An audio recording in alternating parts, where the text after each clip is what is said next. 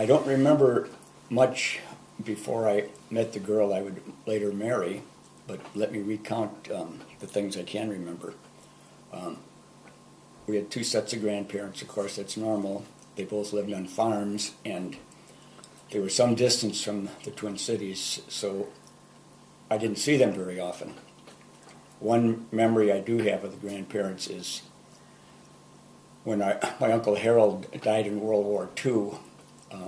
His parents, my grandparents, had moved into the Twin Cities, and I remember people crying over Harold. That's one of the earliest memories I had about the World War. Other things that I remember about the World War is that there was a man who was given the job of going from house to house during the time we had a blackout, because they would black out just for testing for fear that the Japanese or Germans would bomb us.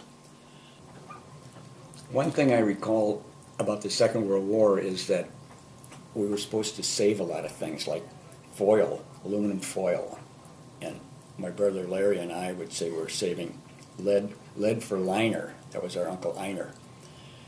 He was the other brother of my mother's. He was a sailor, and he came back alive, but he lost his right leg below the knee. You would never know it.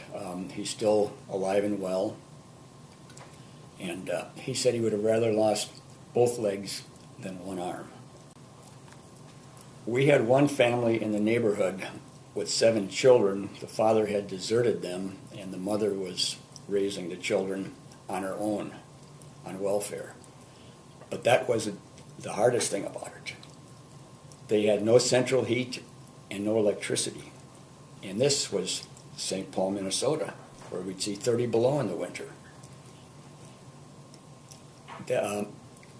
7 children. When the father died, they went to the father's funeral. So they still loved the guy, even though he was a jerk and abandoned the family. I remember that mother from that family would oftentimes run out of money near the end of the month, and she would come and borrow from my mother. And Esther was the lady's name. She would always, always faithfully pay it back.